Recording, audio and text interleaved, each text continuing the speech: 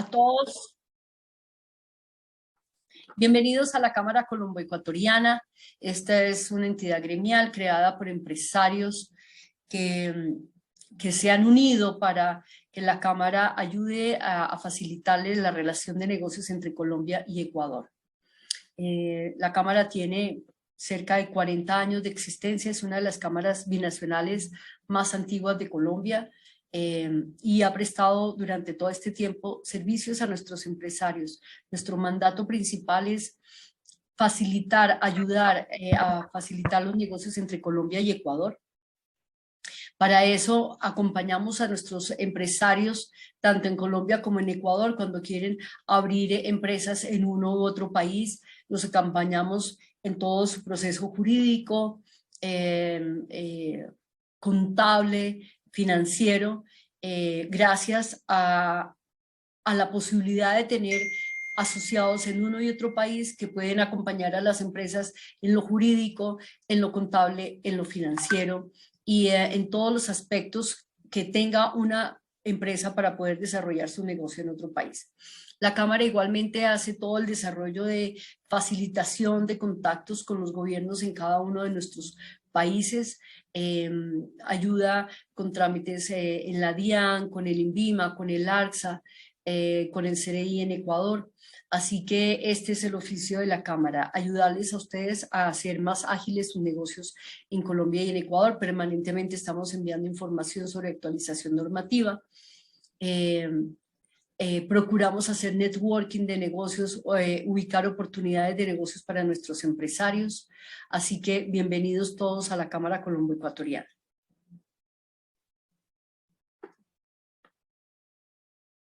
En este momento tenemos 26 personas que están en sala.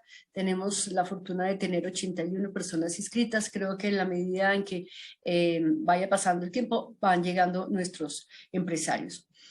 Agradecimientos muy especialmente en el día de hoy que hace posible este webinar a la Financiera del Sur, a Pasarex, que son nuestros patrocinadores en el día de hoy. A Suárez Consultoría. Hoy tenemos aquí a Edgar Suárez, es uno de los abogados en Colombia más reconocidos en el tema de consultoría en temas de empresas de familia. Y tenemos en Ecuador a Freddy Ceballos, fundador de UHY, es una reconocidísima firma multinacional en este tipo de procesos tributarios y asesoría para las empresas.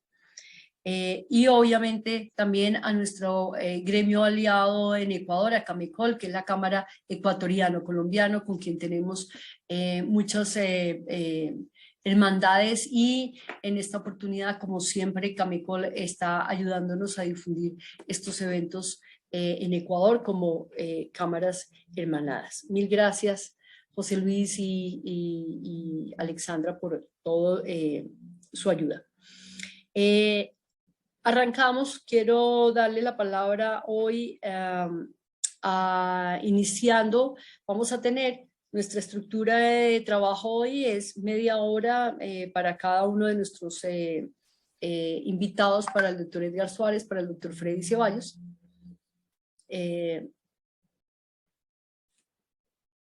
Y arrancamos con la conferencia sobre con Edgar Suárez. Es muy importante, hoy en día los empresarios están preocupados de tengo algunas inversiones o en dónde invertir. Tenemos una gran incertidumbre política, económica y social, no solamente en nuestros países, sino realmente eso es una realidad que abarcó a todos los países. Si miramos las realidades políticas, económicas y sociales de todo el mundo, pues estamos viviendo un momento histórico muy retador, pero lleno de incertidumbres, donde permanentemente tenemos que estar haciendo nuestros forecasts porque las realidades y las cifras cambian de un día para otro. Eso también impacta en los bolsillos de los empresarios, en el bolsillo del patrimonio familiar. Por eso la razón de este evento, porque muchos empresarios nos han dicho qué hacer con el dinero. Así que, doctor Edgar Suárez, le dejo la palabra y después continuamos con Freddy Ceballos. Muchas gracias. Mi apreciada Oliva, muchas gracias por la invitación a compartir algunas notas de una charla sobre transición generacional y específicamente quisimos hoy enfocar algo en lo que se maneja transición del patrimonio familiar y mucho más en épocas de incertidumbre. A mí la palabra crisis no me gusta mucho. Me parece más el tema de que hay incertidumbre que a veces puede ser externa o interna. Nos terminamos generando un fenómeno colectivo de algo va a pasar y al final terminó pasando, no supimos por qué, pero logramos que pasara. Voy a compartir, voy a irles contando algunas notas. Yo al final lo que hago hoy es de telonero porque no quiero que el doctor Ceballos realmente le nos cuente también su experiencia, mucho más aterrizado también a negocios internacionales en temas también de tributación y ver las figuras que les voy a comentar, cómo se pueden compaginar dentro de la tributación internacional también y dentro de una planeación adecuada. Entonces, voy a compartir. Me asumo que se está viendo bien, ¿no? Sí, señor. Muy bien, entonces, cuando hablamos de planeación patrimonial, llámelo de empresa familiar o llámelo de personales o empresariales, siempre hay que hacer algo y es entender quiénes son los actores, los temores y la planeación, porque a veces nos dicen, no, es que el fundador ya habló con el abogado y determinó que hacia adelante esta es la figura de patrimonio por los próximos 50 años. Y adiós. La verdad es que eso no nos ha funcionado. Nosotros hemos entendido que para que esas estructuras patrimoniales funcionen, hay que entender quiénes serán los actores involucrados, qué expectativas y temores tienen, sobre eso planear, concertar y entender qué riesgos hay. Ese es un poquito el objeto de esta charla, a ver si soy capaz de por lo menos sembrar la inquietud. Somos una firma que ya lleva más de casi 30 años apoyando procesos de transición generacional de forma interdisciplinaria, donde una de las áreas es protección patrimonial, pero también está empresas de familia, gobierno corporativo, etcétera. Orgullosamente trabajamos en Colombia y en el Ecuador hace muchos años, y por eso conocemos las realidades de ambas naciones. Soy abogado, soy economista, tengo un MBA, estudié una especialización en terapia familiar sistémica, soy presidente del Instituto Colombiano de la Empresa Familiar y consultor de empresas familiares y miembro de directorios muchos años. Entonces, por eso parte de lo que hacemos es trabajar con esas personas que están respondiendo a la pregunta, ¿cómo hacer para que nuestro sueño empresarial, nuestro sueño familiar empresarial vaya más allá de nosotros? Y que nuestro sueño no sea la pesadilla de los hijos que van a recibir este legado o esta empresa en un futuro. A eso es lo que nos dedicamos con un equipo interdisciplinario. ¿Qué quisiera plantearles de forma general? Esta presentación es de ustedes, por supuesto, a quienes tengan interés, con mucho gusto se la remitimos. No se puede entender en una empresa familiar, una empresa cerrada, no se puede hablar de planeación patrimonial sin entender si esa estructura va más allá del que la crea. Si yo soy dueño, pues lo puedo hacer solo, pero si yo tengo hijos, socios con hijos, en varias nacionalidades, unos que trabajan, otros que no, oiga, yo creo que usted no puede mostrarle a la gente estas son las tablas de la ley para los próximos 100 años, no le funciona. Entonces queremos contarles un poco la transición generacional, entendiendo que es un proceso donde las empresas familiares, las empresas cerradas, que es el 90% más de nuestros países, toman una serie de decisiones para que el sucesor sea capaz de asumir el legado, pero de forma a partir de acciones que se van concertando en el tiempo. Esto no es abrupto, es enseñar a hacer y luego dejar hacer. ¿Cuáles son los actores y a veces se nos olvida? Y por eso déjenme empezar con esta primera frase que compartimos mucho en nuestras redes sociales. Oigan, en una empresa, y especialmente cerrada o familiar, y aquí quiero dejar una precisión, una empresa puede ser cerrada y multifamiliar. Si yo tengo un socio, que no es familiar mío, pero a su vez tiene familia, oigan, tenemos dos empresas, una empresa con contenidos familiares y hay que concertar no solamente entre nosotros socios, sino entre todo este grupo familiar. ¿Por qué? Porque en las familias nadie sobra. Y entonces a lo mejor a la persona que excluí de su consideración en el futuro es alguien que puede decir, ¿sabe qué? No me interesa participar en esta empresa familiar, en esta empresa cerrada, y vendo mi participación ¿a quién? O a un tercero, o hay una discordia enorme por el patrimonio que termina generando conflictos y pérdida de valor o a veces destrucción de grandes patrimonios nacionales. ¿Qué suele ser un plan de transición? Solamente voy a resaltar uno. Para que eso funcione, no hay que saber en qué anda la familia en los tres sistemas, en el sistema familiar, en el sistema de gobierno corporativo, en el sistema de empresa patrimonial. Y después de eso, definir que la familia empresaria responda a la pregunta ¿hacia dónde vamos como familia empresaria? Que es lo que se llama una planeación estratégica familiar, que resumido se concreta en un protocolo. Pero después montan órganos de gobierno, llámenlo directorio, junta directiva, como se llama en Colombia, para decidir hacia dónde va esta empresa. Y ese es otro proceso que luego se refleja en hacia dónde va el negocio, dependiendo de lo que la familia entiende que quiere hacer con esa compañía. Y luego aterrizan el direccionamiento estratégico. Es decir, el negocio refleja nuestra visión de familia empresaria, o repugna, o quisiéramos hacer cosas distintas. Eso que parece aislado, no. Y por eso al final tiene que aparecer la planeación patrimonial de la cual quiero hablar hoy y hacer un plan sucesoral y luego hacer seguimiento. Luego así resumiendo todo lo que es una charla de transición generacional.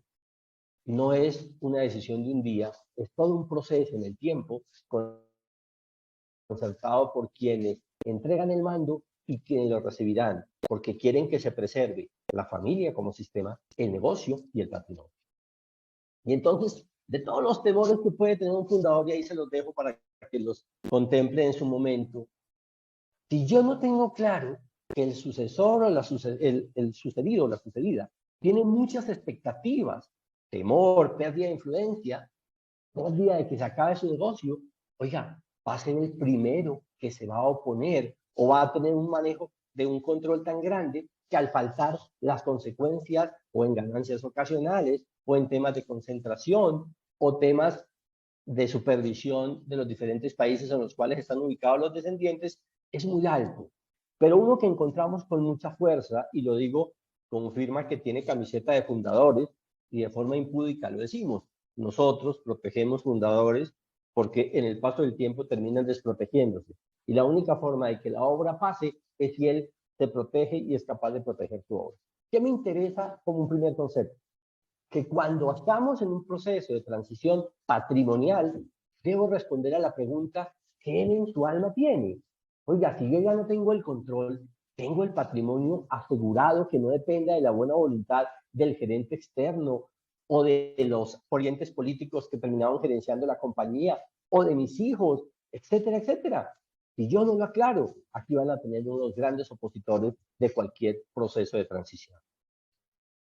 Pero también la sucesora o el sucesor, que responde mucho y el sueño de mi padre puede ser mi pesadilla, me tocó. Pero también ellos tienen un tema y es, recibo una compañía y recibo un patrimonio, porque hay familias que separan quién maneja el negocio familiar y quién maneja la riqueza, que es lo que se hace en las oficinas familiares o family office, que se hacen también. Ellos van a decir, todo esto que les planteo, y no quiero resumirlo, sino en dos. Primero, el temor a fracasar y segundo, el temor a arrastrar un sueño que se vuelva pesadilla y que le arrastre sus propios intereses económicos y el de su familia que ha nacido, más la familia de origen. Si yo no tengo claro lo que le está pasando en el alma de este sucesor, cuando haga la estructura patrimonial puedo tener grandes opositores. Pero también hasta el cónyuge del fundador. Oiga, si mi esposo era quien controlaba la compañía y se retira y solo vamos a vivir de la pensión, ¿dónde está mi estabilidad económica? Si nosotros no vivíamos solamente de un salario, o todo lo tenemos metido en la compañía y en una época de riesgo, en época de incertidumbre, quedó metido allá. Pusimos todos los huevos en la misma canasta. Esta persona, esta cónyuge, como pasamos ya mucho también, el cónyuge de esposa fundadora, tiene unos temores que hay que aclarar. Si usted no lo tiene como familia claro, para que esté tranquilo o tranquila, va a tener otro gran opositor en el proceso. También, obviamente, el cónyuge de la sucesora. Yo sí quiero la vida que llevó mi suegra o mi suegro como esposo de fundadora y de mis sueños, ¿qué? Y especialmente uno que me interesa resaltar, por eso es el objeto de la charla, de mi estabilidad económica, que yo sacrifiqué todo mi tiempo por acompañar a mi cónyuge y a lo mejor en el paso de la vida terminé desprotegido. Entonces, ahí hay que mirar cómo también se logra que ese temor se disipe y pueda hacer y apoyarnos en el proceso de transición. Pero también los hijos. Algún mexicano decía que los hijos había que educarlos con un poquito de hambre y un poquito de frío para que supieran el valor del patrimonio que hoy disfrutan, porque pues muchos fundadores no quieren que sus hijos revivan la pensión que tuvieron cuando arrancaron. Y entonces le dejan solamente la comodidad, pero no le dejan el conocimiento de cómo se construyó el patrimonio. Luego, cualquier estructura patrimonial que no sea disfrutar del dividendo puede tener en estos actores grandes opositores, porque cuando mañana no está el padre que controla a partir del dinero que les daba a sus hijos para que hicieran su voluntad, van a vivir del dividendo.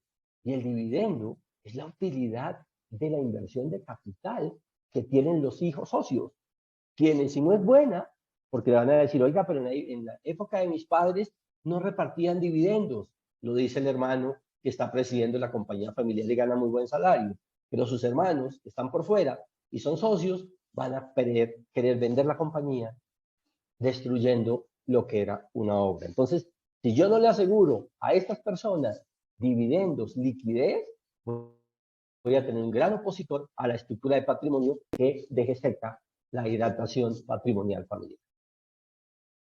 Pero sigamos, los nietos. Los nietos, con mayor razón, conocieron a sus abuelos con pelo blanco y no conocen de ellos sino el consentimiento. Pero también tendrá unos intereses distintos. A veces, como cosa curiosa en los protocolos, son muy similares las normas patrimoniales que quisieran imponer los fundadores con las normas patrimoniales que los nietos quisieran ver reflejados. Porque el primero piensa que si no hay rigidez, no pasa la obra. Y los otros piensan que si no hay rigidez, nunca les llega. Entonces son unos grandes aliados porque están pensando en cómo llega el patrimonio. Pero aquí uno, que a veces descuidamos, los empleados, que es la riqueza de las empresas. Oiga, si yo en la estructura patrimonial y en la transición generacional no he aclarado a estas personas que la compañía familiar no tiene riesgo en cabeza del sucesor, a lo mejor terminan yéndose para otro lado y perdiendo un gran potencial. Y nos pasa con muchas familias empresarias que están tratando de generar algunos mecanismos jurídicos para que los ejecutivos de la compañía no se retiren. Entonces hacen acciones, usando un poquito las SAS, usando algunas acciones que dan derecho a dividendo, a veces no a voto, pero dan una posibilidad de que con el paso del tiempo puedan acumular un capital, pero con opciones de que al retirarse o pensionarse, se le compra sus acciones a un valor establecido. Es decir, una manera de empezarlos a hacer los socios, pero sin la calidad plena de socios. Esto es un mecanismo patrimonial que si no se tiene en cuenta, podemos fracasar en términos de la transición, porque se me va la gente más importante que ayudaba a generar riqueza. Pero también, ojo, los socios no familiares. Muchos grupos familiares tienen socios que no tienen nada que ver con ellos, que dicen, oiga, escogieron al hijo de mi socio, pero yo no tengo un muy buen concepto profesional aún de él, le falta horas de vuelo. ¿Y será que yo quiero arriesgar mis intereses patrimoniales mientras él aprende? ¿O estoy perdiendo valor? ¿O la compañía se va a determinar? ¿Qué controles hay? El gobierno corporativo me va a asegurar porque antes yo hablaba con mi socio, pero en el nuevo esquema, ¿cómo lo vamos a manejar? ¿Va a haber un directorio? ¿Va a haber información permanente? ¿Qué pasa?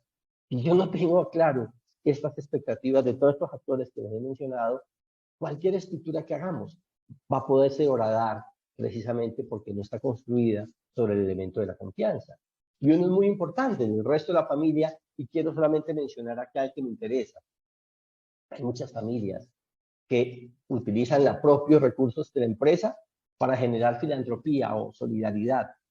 Y obviamente cuando cambia el esquema, dicen los nietos, oiga, muy queridos los tíos de mi abuelita, pero pues no tenemos por qué pagar nosotros de la compañía porque no son nuestros hermanos. Dolorosamente se los compartimos. Entonces, aquí hay que pensar con qué estructura patrimonial la diseñamos para que estas personas que dependen económicamente de los fundadores no queden desprotegidos en el momento en que haya la transición patrimonial. Ya vamos a ver más adelante las figuras más generales, y luego ya el doctor Ceballos también mirará el impacto de cada una de ellas. Otros actores, y aquí quiero hacer mención que a veces se nos olvida. Hacemos transiciones generacionales, pero se nos olvida qué pueden pensar los clientes, los proveedores, los representados por nosotros, los bancos. Oiga, una empresa con un fundador de 40 o 50 años al mando, al que le giraban el dinero, los sobregiros por ser él, ¿será que el banco, cuando llegue su hijo con poca experiencia o un tercero con poca experiencia, le mantiene los mismos cupos de crédito? ¿O va a empezar, como ya nos pasa en muchos lugares, a generar cambio de garantías, recortes de créditos, aumentos de tasa de interés, etcétera? Si no tengo claro esto, también nos ha pasado que las casas que representamos empiezan a decir, ¿sabes qué? Me gustaría que continúen con la representación, pero bajo estos nuevos parámetros. Todos estos actores, todos estos tienen temores y necesariamente deben ser conciliados.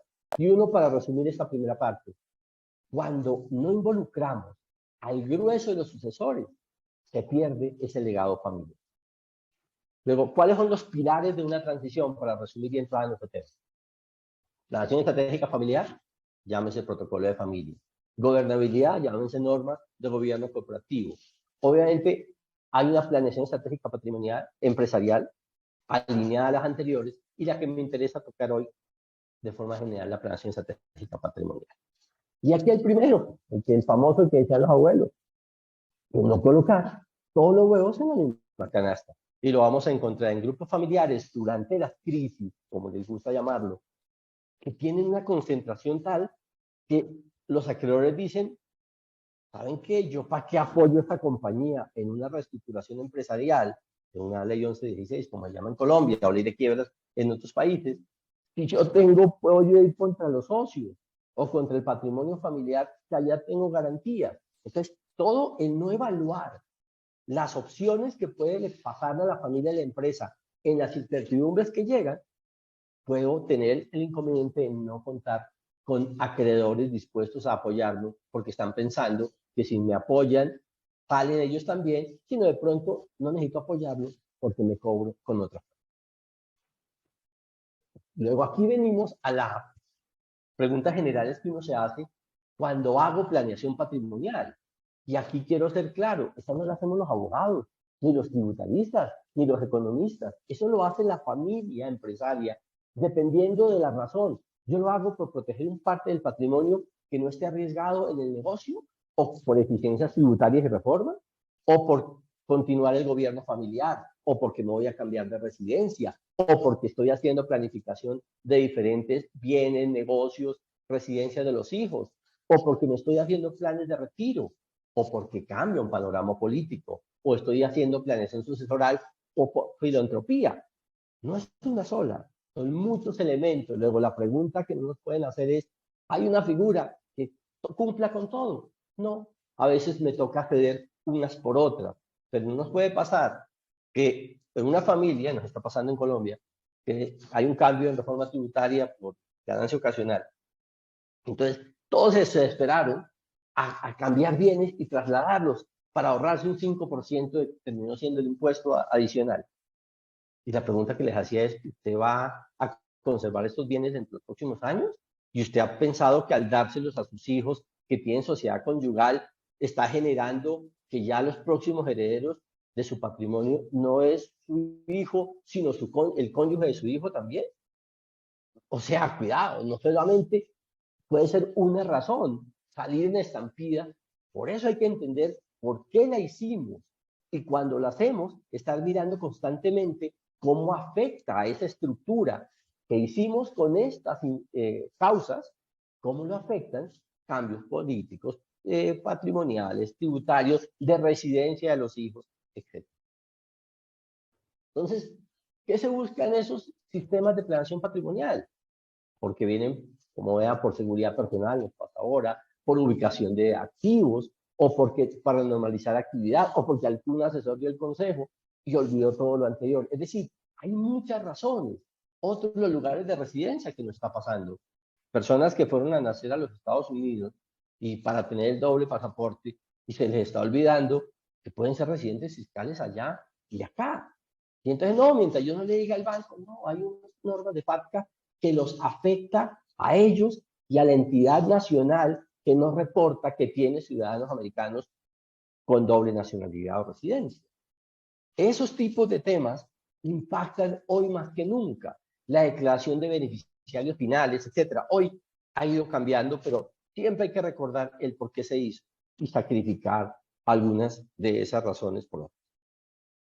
¿Cuáles son los grandes riesgos que tenemos que mirar?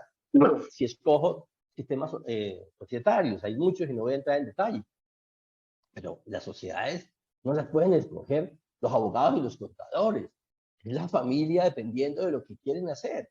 No le puedo colocar a una familia una sociedad anónima como en Colombia, con juntas directivas y donde los socios no tienen cercanía sino una vez al año. Y no es la realidad. Termino aislándolos. Son tipos societarios para grandes capitales, especialmente para los que vayan a ir en un futuro a bolsa, pero no una empresa familiar donde la información y la cercanía es esencial.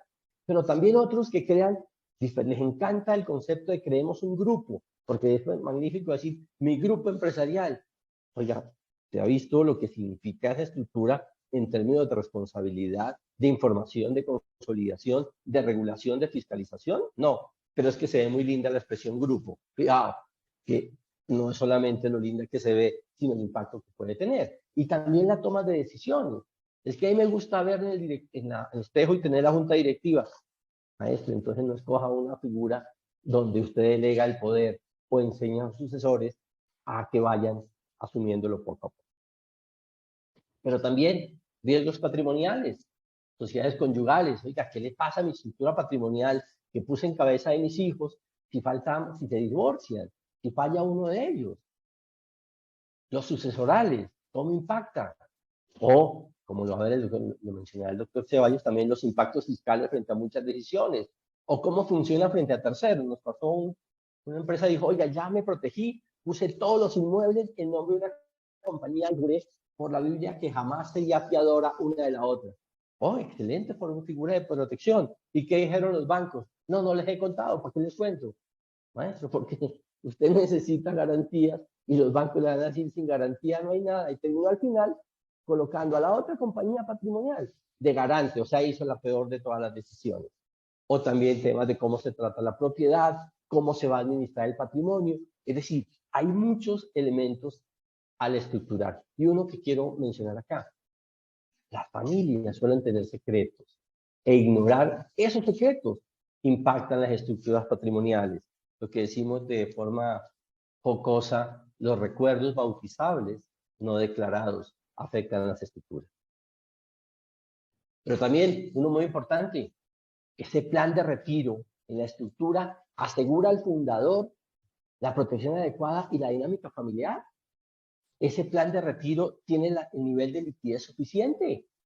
Por aquello que decía algún fundador, tu padre sostiene a 20 hijos, pero 20 hijos no sostienen a un padre. Entonces, toda esa estructura debe responder a ello, no solamente una minuta y un patrimonio autónomo, no, es toda una familia y unas decisiones que se deben tomar. ¿Qué puedo proteger? Muchas figuras, en Colombia lo digo, desconcentrar el riesgo, es decir, unas en una compañía, otras en otra, personas naturales, pero también puedo usar sociedades hoy, la sociedad anónima simplificada que nos permite muchísima flexibilidad para regular, no el que tomo del rincón del vago.com y lleno la compañía, no hagan eso, terminan totalmente desprotegidos. Es para que permitan autorregular situaciones a través de este modelo de compañía. que refleje lo que ustedes pactaron y adecúen los estatutos a esas realidades. Si yo quiero una compañía profesional que para ser gerente necesita experiencia y perfiles, colóquenlo ahí. Si quiero decir que si alguien se casa sin capitulaciones matrimoniales, podría ser excluido de la compañía, dígalo ahí para que tenga efecto. Pero también hay otras figuras, utilice el testamento. ¿Por qué? Porque hoy la ley colombiana, especialmente, yo puedo disponer de la mitad de mis bienes después de liquidar sociedad conyugal. La mitad se puede, si yo tengo 25 hijos, pues la mitad se da dentro del 25 y el otro 50% puede distribuirse de una forma distinta. Entonces las familias pueden tener un elemento interesante que antes no se hacía. Tiene capitulaciones matrimoniales, tiene la posibilidad de hacer liquidaciones de sociedades conyugales o hacer fiducias civiles o fiducias mercantiles. Una figura que se hace hoy es para hacer partición del patrimonio en vida, otra entrega de la propiedad a los hijos conservando el usufructo. Es decir, no hay una figura única. Y si ustedes la unen con todo lo que hemos visto acá de actores, intereses, expectativas, les da una parrilla enorme de posibilidades para estar mejor protegidos. Pero también no se les olvide, y las familias a veces lo hacen, que hay gente que se casa hasta por amor. Y así como conocemos a los hermanos en las sucesiones, también conocemos a los cónyuges en los divorcios. Entonces todo eso la familia lo tiene que proteger, porque el patrimonio que reciben los hijos no es de ellos, es para los sucesores entre la línea de sangre o afinidad que haya creado el fundador. Yo tengo figuras internacionales que no son ilegales y yo puedo tener activos en el exterior, puedo montar sociedades extranjeras. ¿De verdad? Sí. ¿Puedo tener cuentas en el exterior? Sí. Repórtelo. Ah, no, es que no quiero reportar. Entonces no está necesitando un asesor, un cómplice, porque en algunas legislaciones esos son delitos. Entonces, no nos interesa. Lo ayudamos a que lo pueda hacer de cara al sol. Como decía un cliente, yo prefiero dormir tranquilo. Pero si me permiten dormir tranquilo, teniendo parte del patrimonio del exterior, como decía algún cliente de origen árabe, cree en Alá, pero amarra tu camello. Es decir, oiga, yo puedo creer que el país está perfecto y Latinoamérica está perfecta. Apuésteselo. Como empresario, el miedo no puede ser un activo. Pero no pasa nada con que tenga algún activo protegido declarado en el exterior por si algo pasara. Pero también puede hacer fundaciones de interés privado, puede acudir a Trust Internacional, manejar seguros de vida. Es decir, hay mucho parecido. Y esta es algo que quisiera ya ir terminando. De esos fundadores que entregan sus bienes en vida, que tristemente lo vemos mucho, están llenos los ancianatos. Es decir, si no lo protegemos, se terminan desprotegiendo a sí mismos. ¿Qué viene hoy? Oiga, muchas empresas de familia están en proceso de transición. A veces se desconoce cómo está organizado el patrimonio. A veces esas estructuras no incluyen a terceros. No sé cómo protejo a las tías famosas, hermanas del fundador, con alguna fiducia que les dé una renta. Es decir, los temas de doble nacionalidad, de residencias. Pregúntenle a Shakira y a una Falcao lo que pasaron por estas dobles residencias e ir a ver partidos del Barcelona terminó tomándose como una manifestación de que la residencia era en Barcelona y no en Bahamas. Todo eso tiene. No hay una estructura perfecta en sí mismo. Hay que mirar cómo se va adaptando, pero también que la conducta tienda a ser, no puede ser fachada. Hoy hay, repito, algo que se usa mucho, es la definición del beneficiario último. Es decir, yo no puedo decir que no sé quién es el dueño de mi compañía en Panamá. Ya no le funciona. Y entonces hay estructura, ¿y para qué la hago? ¿Por prudencia? Tenga cuidado que ya eso no le funciona así. Y a lo mejor lo puedo hacer teniendo la protección afuera. No es incompatible una cosa con la otra. Finalmente, y con esta quiero solamente hacer una mención, que esa gestión del patrimonio hay que partir en dos. El comercial, que lo hace la compañía del día a día, y una que es la protección de la riqueza, o sea, la que no está arriesgada en el día a día del negocio. Ahí hay firmas en Colombia y en el Ecuador, y internacionalmente, por supuesto, que trabajan bajo estos 4 criterios, y los dejo porque la tomé con permiso de alguno de ellos. Y ellos dicen que la estructuración de ese patrimonio de riqueza debe tener primero una seguridad patrimonial, alineada entre una optimización tributaria, que juegue con la planeación sucesoral, pero también con excelencia de inversión. ¿Qué quiere decir? Primero, que no voy a ganar más plata con el dinero metido en acciones o en CDTs que la que puedo ganar en mi compañía. Ya no se quiere ganar más dinero, se quiere conservar la riqueza y obviamente dar alternativas de desconcentración. Aquí les dejo un poquito lo que se hace, y es que esa estructuración del portafolio debe estar estructurada de tal manera que responda a los vientos cambiantes que cada rato estamos teniendo claridad en los beneficios tributarios que van saliendo, pero también enfocado en que hay figuras internacionales que les mencioné que pueden complementar, unas donde no van. Por ejemplo, si yo tengo ciudadanos norteamericanos, no puedo hacer un trust que no sea irrevocable porque afecta a toda la estructura familiar. Y también estoy viendo qué tipos de figuras podemos hacer para ellos. Para ir cerrando, esto es importante. Las estructuras familiares no solamente son buenas para adquirir, sino sobre todo cuando enseñan a conservar. ¿Y hoy qué tenemos? Las preguntas con las cuales quisiéramos cerrar. Y es, ¿qué tanta preocupación hay? ¿Qué tanto estoy planificando mi propio divorcio? Estas son las preguntas que tratan de recoger un poco estas charlas, porque no son tema de hoy, no es un tema de la evaluación en América Latina y en el mundo, o en nuestros países, o el cambio de tendencias políticas en los gobiernos. Miren, muchas familias lo tenían previsto hace varios años, y no van a correr el riesgo de que tan pronto se posiciona un presidente, empiezan a mirar qué hacemos. No, no. La planeación patrimonial se hace como hacemos planeación estratégica en las empresas 5 años, y estamos mirando diferentes escenarios. Luego, lo que hoy se está haciendo es implementando lo que se había visto hace varios años. ¿Qué creemos? Que una protección patrimonial debería consolidar un legado, obviamente una solidez entre la solidez familiar, tener claras esas reglas y especialmente que se hagan estructuras eficientes pero alineadas con la familia y sus intereses, que genere confianza en todos, obviamente dentro de una efectiva gestión patrimonial y con una optimización tributaria. Y esta es la pregunta que les dejo para hoy, y es la que siempre le hacemos a cualquier familia empresaria. ¿Qué le pasa a su empresa, a la familia y el patrimonio si usted falta hoy? Entonces, tendrán que hacer estructuras. Contémosle al doctor Ceballos bajo qué otros criterios se pueden manejar. Y muchas gracias por la atención. Cualquier tema que requieran, ahí está nuestra presentación, y quienes tengan interés, con mucho gusto se las hacemos llegar a través de la cámara. Edgar, muchas gracias por su presentación. Creo que hay un montón de preguntas que hacerle, pero las vamos a hacer después de la intervención de Freddy Ceballos. Freddy, te dejo la palabra.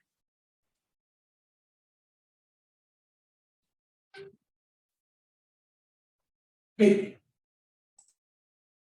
Primeramente, buenos días con todos. Gracias, Oliva. Mi querido amigo Edgar, siempre es un gusto compartir contigo este escenario y cualquier otro, con el único afán de poder. Yo no diría enseñar nada. Yo, como bien comentabas, Edgar, nosotros somos servidores de toda la gente a la cual podemos llegar y simplemente orientarles. Es importante considerar eso, que lo que procuramos normalmente es orientar para que cada uno dentro de su buen juicio pueda llegar a tomar la mejor decisión. Les quería, como os comentaba, agradecerles por el tiempo y recordarles que lo único que nosotros hacemos es, desde nuestra perspectiva, de nuestro conocimiento de las leyes, poder darles comentarios para que ustedes de su buen juicio los puedan tomar, enseñando cuál día es el mejor. Yo en mi caso quisiera comenzar comentando un poco, haciendo un antecedente respecto al tema sobre la parte de cómo proteger nuestro patrimonio familiar.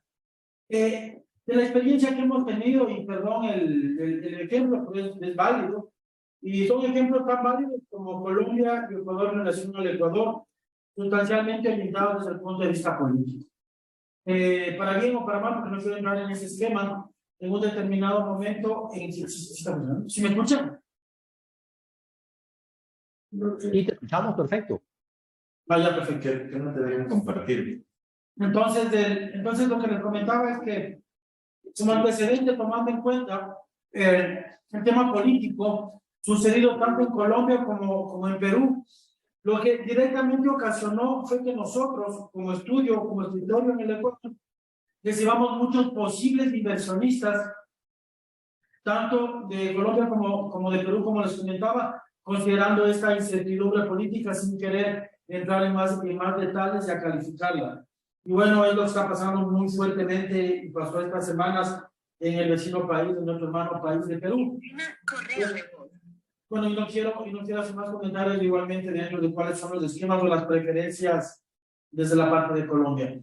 No necesariamente dentro de esto, considerando la experiencia, no necesariamente dentro de esto, la mejor solución es deshacer el patrimonio y movilizarlo de un lugar al otro. Hace un momento comentaba Edgar, y yo lo refuerzo con los números del Ecuador. En el Ecuador, entre el 80, y si queremos ser mucho más finos, entre el 90% de las compañías que operan en nuestro país tienen origen familiar. Si bien es cierto, pueden tener nombres internacionales, voy a decir cualquier cosa, Coca-Cola, voy a decir Martinez, u otros nombres, aparentemente umbrellas internacionales, todos tienen un esquema ecuatoriano local familiar. Y considerando las fechas y los desarrollos económicos que tenemos en nuestro país, estamos hablando ya de una segunda, una tercera, e inclusive en otras más, una cuarta generación. Dentro de esta perspectiva, la preparación, porque yo no voy a hablar del gobierno corporativo, que muy inteligente y ampliamente y profesionalmente Edgar lo comentó. Yo lo que quiero destacar desde el punto de vista de deshacer o proteger ese patrimonio en el país original. Yo escribía hace unos 3 o 4 meses en Forbes, yo soy editorialista de esta revista internacional, y decía que el mejor momento para poder invertir dentro del panorama geopolítico de Latinoamérica podría ser Ecuador. No sé si hasta ahora me mantengo en eso desde el punto de vista de toma de decisiones políticas, pero les quiero decir que independientemente de eso, siempre para un empresario que haya apostado en una presentación, para un empresario que haya apostado desde la perspectiva de su empresa, desde su negocio, va a ser mucho más complicado y mucho más costoso el poder redimir su patrimonio y trasladarlo hacia otra jurisdicción. Desde el punto de vista tributario, hay que tomar muy en cuenta tanto Ecuador como Colombia. Somos países que tributariamente estamos obligados a hacer declaración de renta mundial. O sea, hay que tener mucho análisis con eso, porque nosotros, independientemente en dónde estemos, pero sí, dependiendo de dónde esté nuestro domicilio fiscal, estamos en la obligación de hacerlo. Nosotros en el Ecuador... Por favor, ¿nos pueden permitir compartir la pantalla para colocar la presentación? Nosotros en el Ecuador y dentro del... Buenos días. Qué pena, doctor Freddy. Por motivos de seguridad, si le dejo compartir pantalla, se nos pueden filtrar. No sé si sea posible, nos la puede enviar y le ayudamos a compartirla. O de ser posible, se le envía a los participantes vía correo para evitar más interrupciones. No tengo problema, manda la presentación. Muchas gracias. Qué pena con usted, doctor. Yo la mando ahorita. A Jennifer, sí. A Jennifer le mando.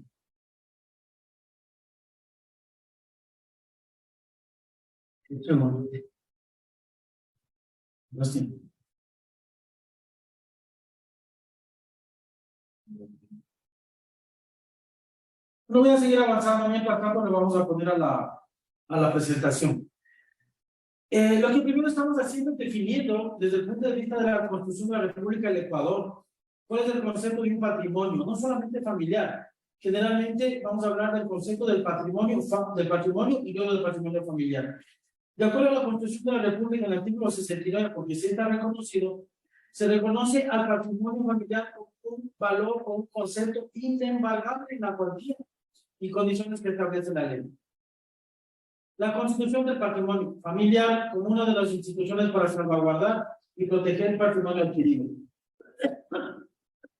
En la Constitución del Ecuador hay una referencia directa entre el derecho y la libertad de poder trabajar donde uno desee, al derecho y la posibilidad de poder acumular patrimonio ilícito.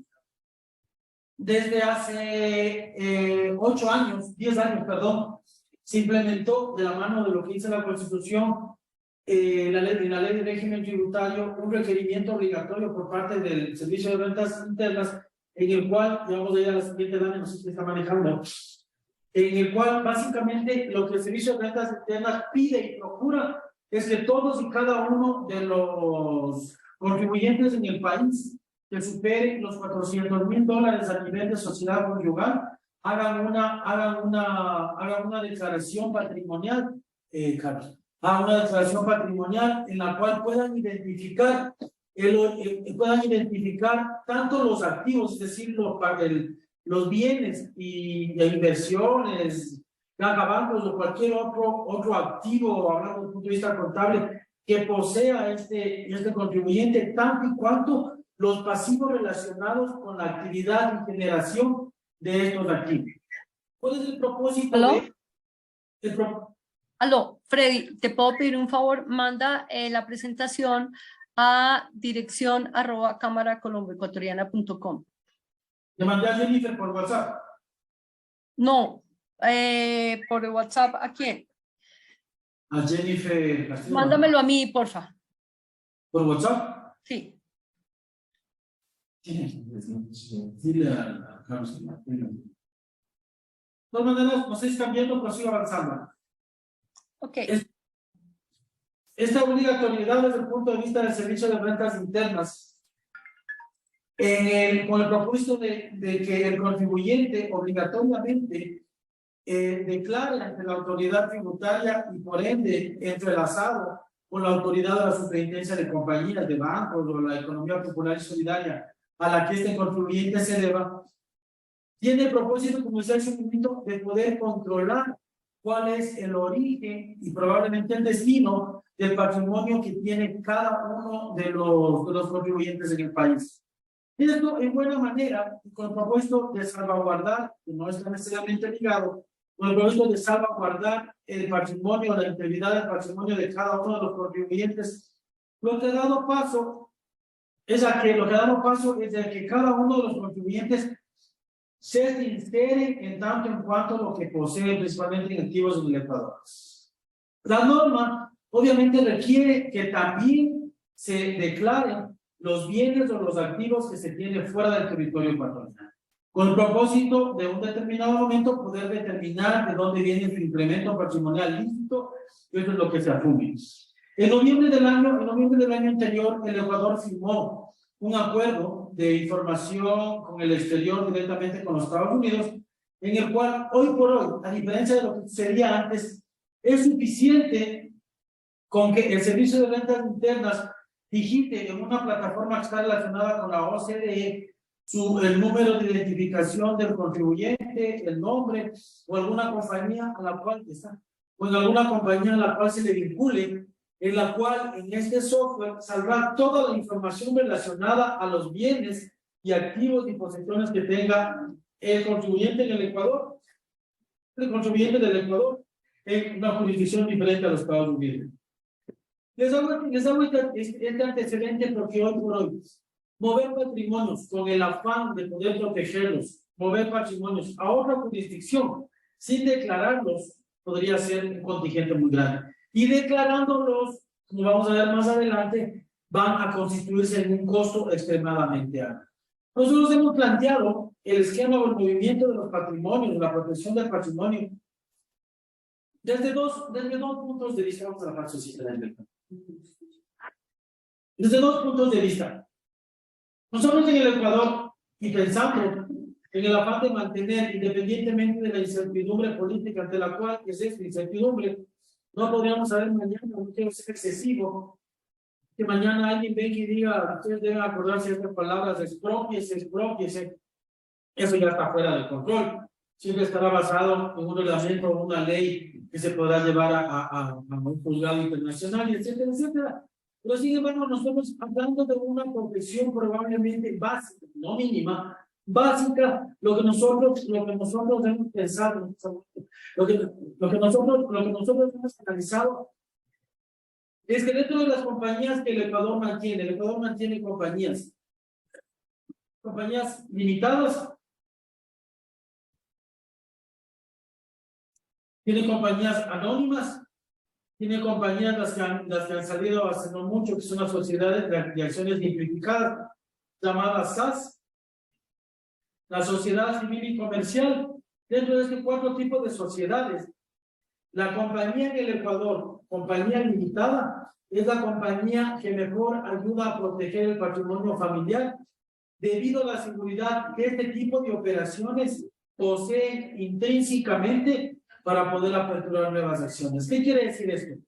Quiere decir que dentro de estas compañías nadie puede inmiscuirse sin que la mayoría de los miembros internos puedan tomar la decisión de que alguien pueda ser un socio. En su momento habíamos dado una charla haciendo referencia a Chapter 11, que es la ley de quiebras. Una de las compañías con las cuales no había cómo necesariamente aplicar esta ley de quiebras era la compañía de responsabilidad limitada, a menos que exista una anuencia casi total de los socios de este tipo de sociedades. ¿A qué me refiero con esto? Y nuevamente en el ejemplo, si en que no haya una decisión total corporativa de cada uno de los socios, va a ser imposible que haya una injerencia o una intromisión externa por parte de un accionista privado o mucho menos de un accionista público. Entonces, este tipo de compañías son las que dentro del Ecuador, sin lugar a duda, deberían constituirse en una operación precalificada para poder cuidar el patrimonio que pueda mantener un contribuyente, un ciudadano ecuatoriano, o incluso, porque esto no está vetado, a un inversor extranjero. 1. 2. ¿Cuál es un concepto que también va atado dentro del tema de una compañía de responsabilidad limitada? Dentro de esta compañía de responsabilidad limitada que también hemos dibujado, puede existir o debe existir, con el afán de poder hacer una protección cierta del patrimonio, puede existir o debe existir un fideicomiso. Y un fideicomiso dentro del concepto legal local y del internacional está sujeto directamente a las instrucciones que se le pueda dar. El fideicomiso en el Ecuador, no solo en el Ecuador, bueno, internacionalmente, presenta protecciones ciertas en tanto en cuanto se detalle la escritura de constitución. ¿A qué se refiere con esto? Yo en un fideicomiso puedo declarar y detallar qué es lo que quiero, para qué es lo que quiero, cuál es el core business de mi patrimonio, ya sea en una compañía, ya sea en un banco, ya sea en bienes o en la forma en la que nosotros tengamos esos activos. Entonces, la compañía de responsabilidad limitada, sumada o de la mano de un fideicomiso, en el Ecuador podría denominarse un fideicomiso de... Perdón. Un fideicomiso de administración del patrimonio ayudaría desde el punto de vista local, legal, a que se pueda hacer una protección cierta de los bienes activos, protección que ustedes puedan tener. Perdón, yo siempre le hago esto a lo que comentaba hace un momento Edgar, en tanto en cuanto el esquema del gobierno corporativo. Hablando ya de segundas o terceras generaciones, sí, es bueno determinar un documento del gobierno corporativo en el cual se diga, ahora que yo estoy vivo, abuelo, padre, hijos, nietos, las cosas van a estar definidas de esta manera. Y dentro de su objeto social, definirlo.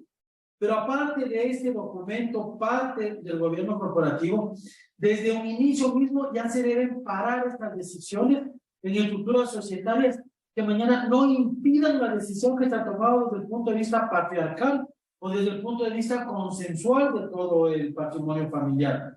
Porque mañana puede ser que un hijo, o que otro hijo, o que un nieto, un abuelo, cambien de parecer. Pero el momento que ya dejamos de estructurado desde el punto de vista societario y considerando las mayorías, a menos que todos se tuerzan, considerando las mayorías, el esquema va a continuar. Recordemos que un esquema planteado de gobierno corporativo no es ley necesariamente, por lo menos en el Ecuador.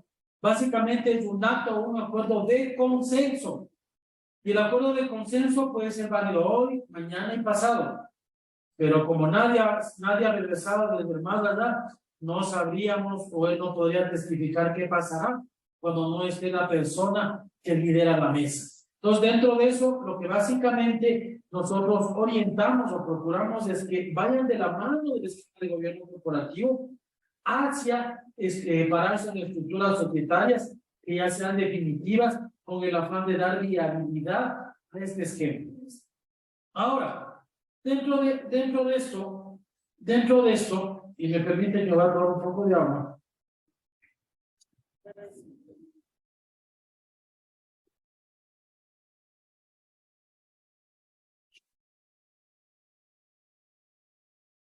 Dentro de esto, existe una tercera opción, o una segunda diría yo, porque tanto la responsabilidad limitada como el fideicomiso se inscribe en la parte local.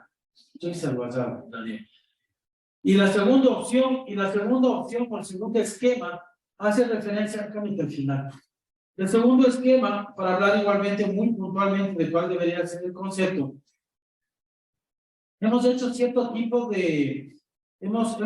cierto tipo de impuestos o costos adicionales que se deberían pagar en caso de que el inversor en el Ecuador considere que debe o puede realizar sus activos.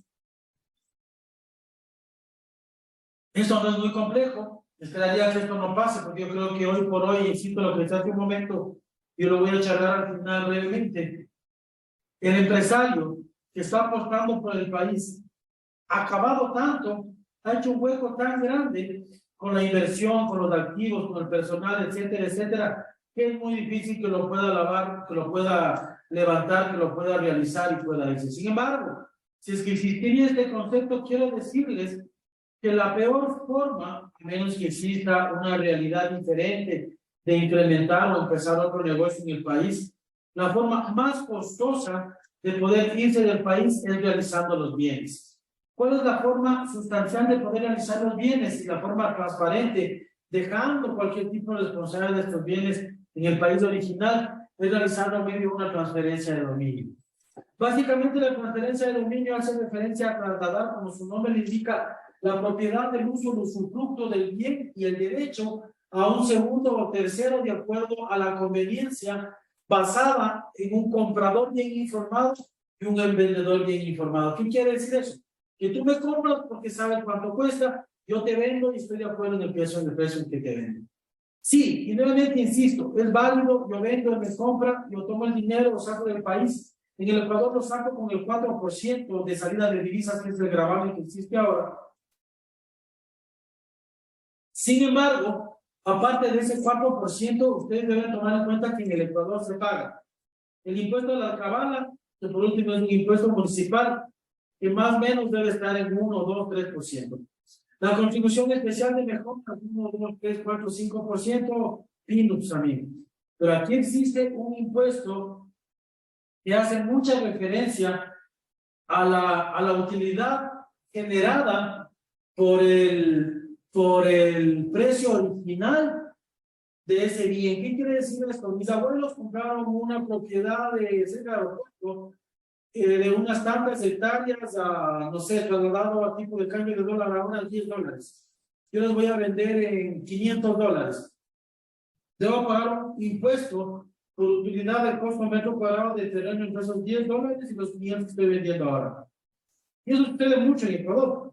Como es transferencia, primero, segundo dominio, son valores que se han convertido en valores realmente importantes dentro de la transferencia de dominio. Entonces, nuevamente viene la pregunta, insisto, nuevamente habrá que saber cuál es el escenario probable de proyección y de negocio que pueda tener este ecuatoriano que va a salir del país a hacer negocios afuera. Pero dentro de ese esquema, más allá de cuál sea esa probabilidad, sí hay que considerar que estas transferencias,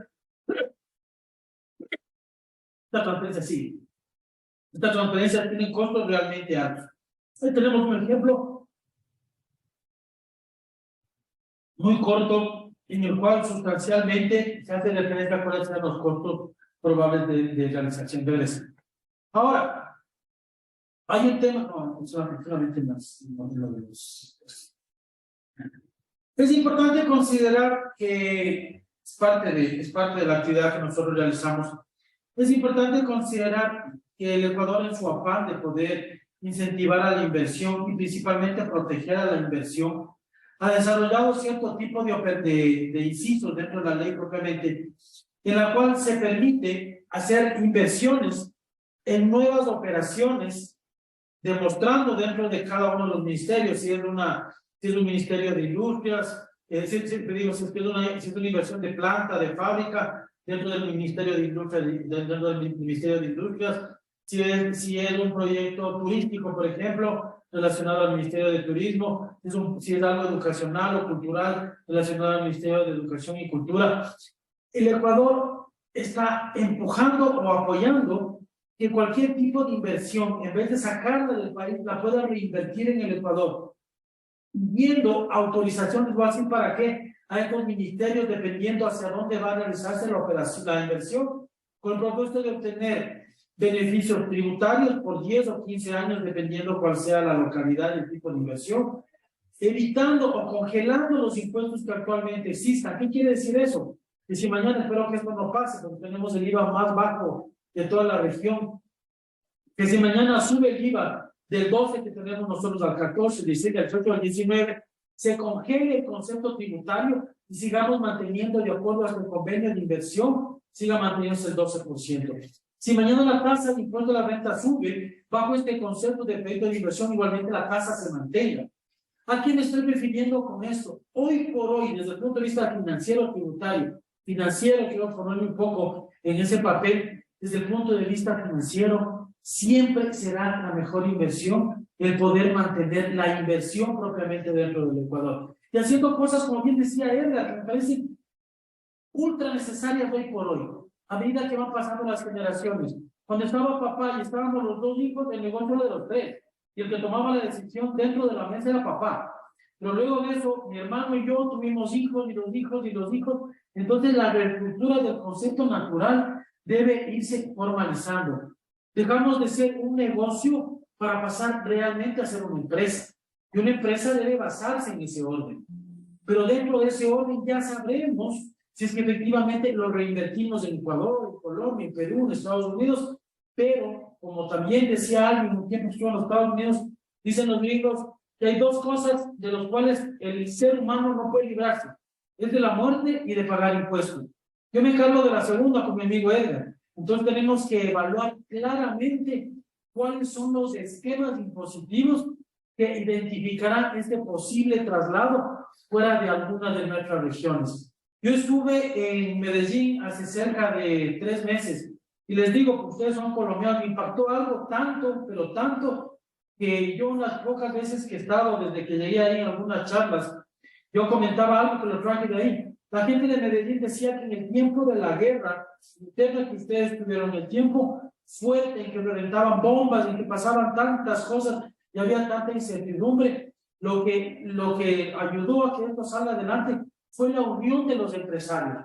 Los empresarios tomaron la decisión de agarrar su inversión, agarrar a su gente y con todos los peligros que había, seguir avanzando.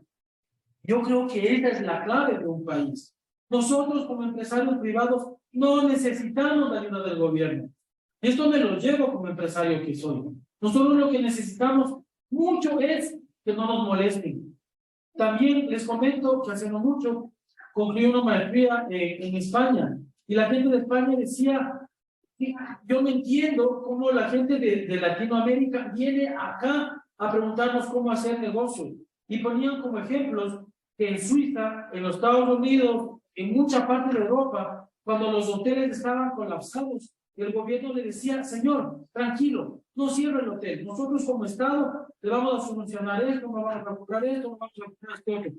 Y este español decía, ustedes en Latinoamérica, voy a hablar de Ecuador, nosotros, no es que nos decían, no cierren, les vamos a apoyar. Nos caía el Ministerio Laboral, el Servicio de Rentas Internas, nos cayó todo el mundo y nosotros seguimos adelante. Entonces, definitivamente, el concepto de protección desde la perspectiva de Freddy Ceballos, Managing Partner de UHY, yo soy un hombre positivo y de esperanza por obligación, porque sé dónde estoy y por qué estoy aquí. La única forma, desde mi punto, la principal forma de proteger el patrimonio reinvertido, con cuidados, con gobierno corporativo, con análisis de efectos impositivos, con análisis del personal que tenemos, apostando a la mejor materia prima que tenemos. Pero esta es la forma, y apoyándonos en las leyes que mediana o buenamente el gobierno nos pueda dar. Ese es el mensaje que tengo hoy para ustedes, Oliva. Y siempre, nosotros como UHY tendremos el privilegio de poder servirles.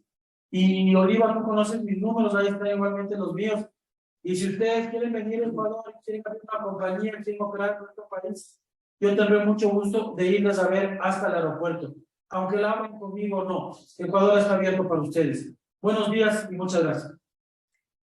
Freddy, muchas gracias por su presentación. Yo creo que aquí hay una conclusión que después quiero revisarla, pero siempre es muy importante tener nuestras cuentas de cara al sol. Yo creo que hoy en día en la sistematización de todos los procesos y la informática hace que sea muy difícil que se pueda evadir impuestos o no declarar patrimonios.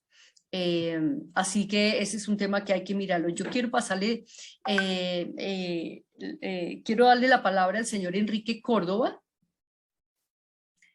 porque está aquí con nosotros. Enrique Córdoba es un ciudadano ecuatoriano que vive en Panamá, trabaja con un grupo financiero muy importante, pero quería, Enrique, preguntarle el tema, porque siempre, bueno, en Colombia mucho lo pensamos, en Ecuador también, como Panamá, como un destino muy interesante para inversiones, pero pues obviamente también tenemos el miedo de los famosos Panama Papers y todo este escándalo que se presentó. Pero cuéntanos cómo es el tema en Panamá como un posible destino de inversiones. ¿Qué seguridad podemos tener y qué hay que tener en cuenta? Gracias, Oliva, muy gentil, muy amable por su bienvenida. Y a los expositores, Freddy y señor Suárez, pues felicitaciones por ser claros, transparentes en la explicación de la definición y la defensa de los patrimonios.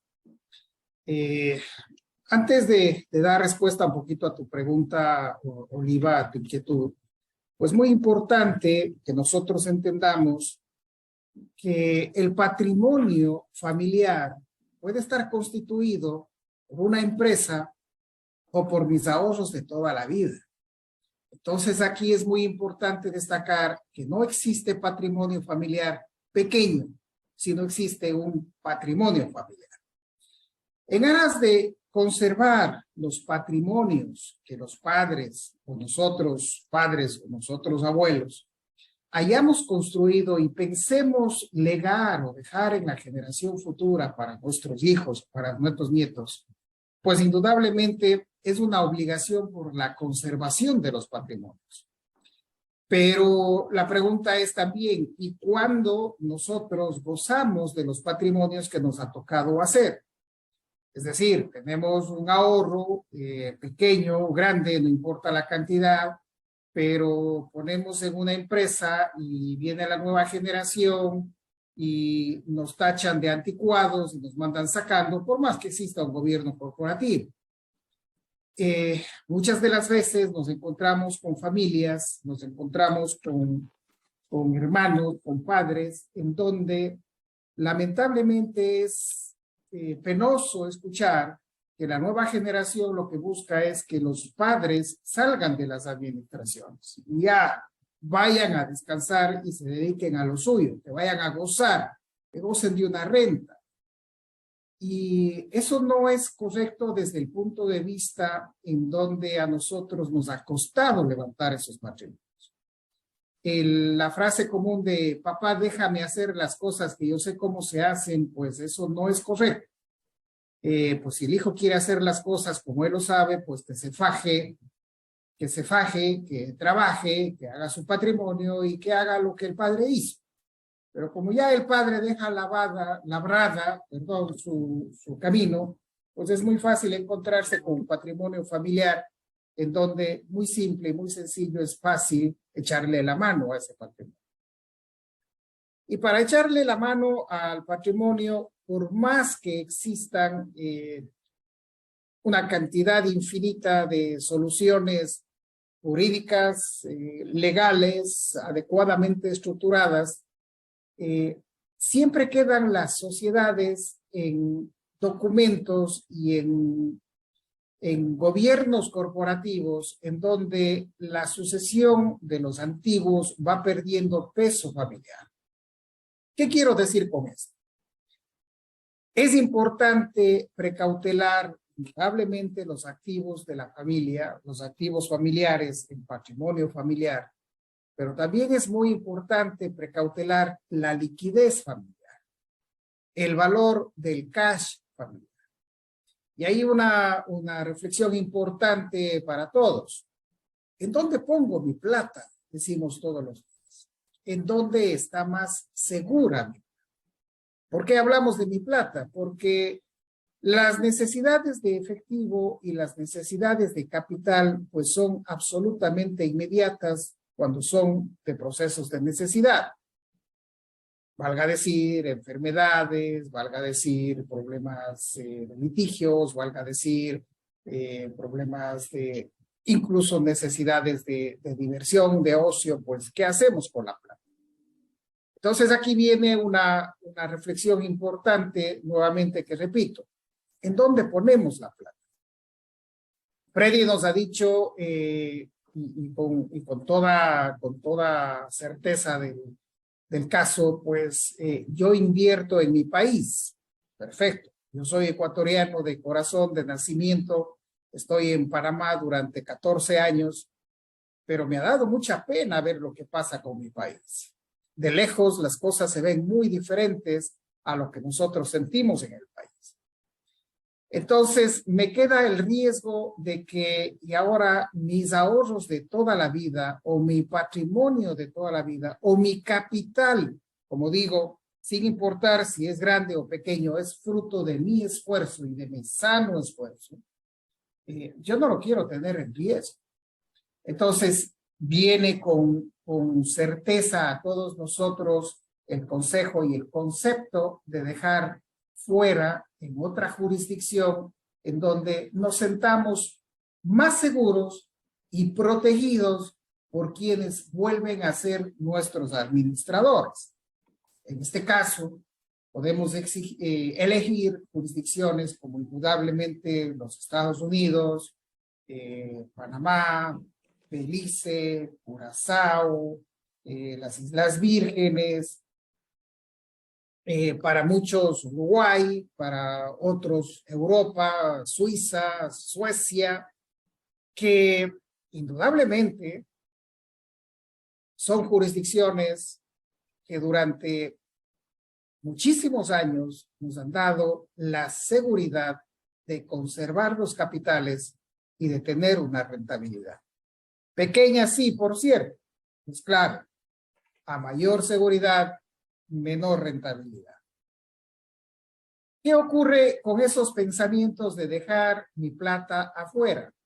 Pues el consejo indudable que lo escuché aquí tanto de Edgar cuanto de Freddy, pues dejémoslo, pero dejémoslo legalmente.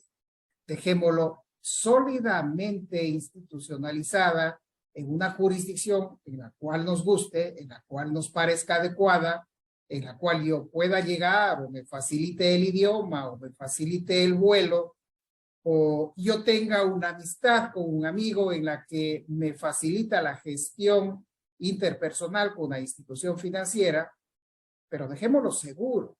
O sea, no nos aventuremos a tener nuestro capital, nuestro patrimonio, por tenerlo fuera del país en una institución en la cual sea desconocida o en un grupo corporativo que no sabemos cuáles son sus orígenes. Y aquí una reflexión sana. Ejemplo, voy a poner ejemplos con nombres y apellidos para que entendamos un poquito la idea que quiero madurar. Si nosotros ponemos un depósito a plazo fijo en el Banco del Pichincha, pues nos reflejamos solamente por el concepto de solidez y lo poco que conocemos del Banco de Pichincha. Esto no quiere decir que hemos ido a hablar con el señor Fidelegas para saber si es que mi plata está segura o ¿qué pasa si es que yo pongo en el Banco General de Panamá? Pues me llevo por la misma evaluación, por el mismo concepto. ¿Quién es Banco General? ¿Cuál es su trayectoria? Mas, sin embargo, no vengo a conversar con el señor Alemán acá en Panamá para resguardar mi patrimonio. Es decir, nosotros tenemos que buscar el contexto societario financiero que nos brinde la confianza, que nos brinde la solidez y que nos dé un respaldo tanto en cuanto podamos llegar a conocer el respaldo de aquellas personas, sean sociedades o sean capitales. Como les dije al principio, nuestro patrimonio nos ha costado mucho levantarlo e indudablemente grande o pequeño, sea $10,000, sea $100,000, sea millones de dólares, pues eso es lo que nos cuesta, nos ha costado y caramba, vamos a defenderlo hasta con los dientes porque es mi sacrificio de mi trabajo durante toda la vida. No existe patrimonio pequeño, no existe esfuerzo personal que esté guardado en ahorro, que deba ser invertido con un azar simplemente de ganar o una buena tasa de interés o porque alguien me recomendó. Es muy importante buscar un país en donde desees invertirlo, pero con solidez, con conocimiento y con reflexión de ida y vuelta de información. Porque yo personalmente, Enrique, no investiría en Europa, porque me queda muy lejos llegar a Europa. Me queda extraordinariamente complicado coger un avión, irme a Suiza, hablar inglés para reclamar un depósito a plazo de N cantidad con un abogado que a lo mejor pierdo capital e intereses de un reclamo. Ah, no, más fácil para mí es viajar a Panamá, que en 1 hora y media estoy en Panamá, un país que conozco, amigable, probablemente con conocidos, con familia, con el mismo idioma, nos expresamos de la misma forma, entonces tengo una mejor afinidad. No, yo manejo perfectamente el inglés y soy abogado y prefiero invertir en los Estados Unidos. Perfecto, es una opción válida también para hacer. Pero cada uno de nosotros debe buscar la manera legal, jurídicamente ecuatoriana, estable en el exterior, me refiero sacar sus capitales pagando el impuesto a la salida de capitales, haciendo la declaración patrimonial correspondiente, si son de sociedades con las respectivas normas de sociedades, etcétera, para no meternos en problemas y para no estar con el problema que a futuro siempre viene, lo famoso de ahora de moda, la debida diligencia, el lavado de dinero y los problemas que desde la banca del exterior, igual en el Ecuador, se siente con fuerza y en Colombia mucho más. Usted me preguntaba, Oliva, ¿qué sentimos en Panamá, los ecuatorianos, los colombianos, por los Panama Papers, por los Pandora Papers y por todos los papers que han salido para acá? Pues siempre el mensaje que yo digo a mis clientes, el que nada debe, nada teme. Si mi plata está limpia, si mis cosas son honestas, si mis cosas son claras, no hay Panama Paper que a mí me tumbe mi responsabilidad de tener mi capital y de tener mis beneficios que a mí me corresponden. Si ando en algo turbio, si algo ando trabajando mal, si algo anda chueco, pues entonces sí, prepárense para las consecuencias. Y ahí no hay Panama Paper que lo respalde ni que lo divulgue. Porque todo lo que ha salido de Panama Paper, de Pandora Paper y de las noticias de los abogados internacionales que reventaron el problema de Panamá, pues han sido de grandes capitales, de enormes capitales, en donde han estado puntualmente personas políticamente expuestas de grandes problemas de los países. ¿Para qué nombrar quiénes han estado? Conocemos nosotros expresidentes, exmandatarios, expolíticos, de todas las nacionalidades, son los que están en ese proceso de investigación. ¿Qué pasó con las cuentas de Odebrecht? Bueno, Gracias a Dios, ninguno de nosotros está metido en Odebrecht porque no llegamos a esos sistemas y a esos niveles de corrupción voraces que la política en todo el mundo ha tenido para llegar. Entonces, yo no tengo miedo de un Panama Paper, ni de Panamá, ni de Islas Vírgenes, porque son países seguros jurídicamente, al contrario de otros países con una jurisdicción un poco volátil, pues son seguros políticamente y jurídicamente bastante estables. Entonces, eso nos debe llevar a nosotros a darnos una fortaleza quizás de que si en mi país hemos tumbado 3, 4 presidentes y en Panamá ni uno, pues una política justa existe en esta geografía, al igual que en otras repúblicas.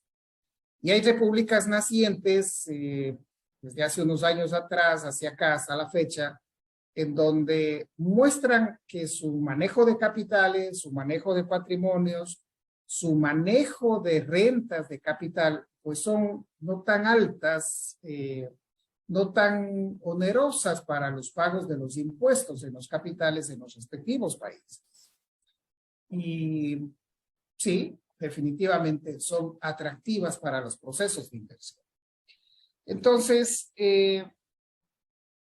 es muy importante, reitero, que todos nosotros hagamos una evaluación de qué tan seguro me siento yo en mi país con mi inversión, con mi riqueza, con tanto que me ha costado, y cuál es mi entorno familiar, que sea mi negocio, sea mi empresa o sea mi familia, requiere del patrimonio de la familia o requiere de un capital para yo saber discernir o dividir cuánto tengo en un patrimonio efectivo y cuánto tengo en un patrimonio familiar dispuesto o disponible para la inversión de una sociedad en este caso.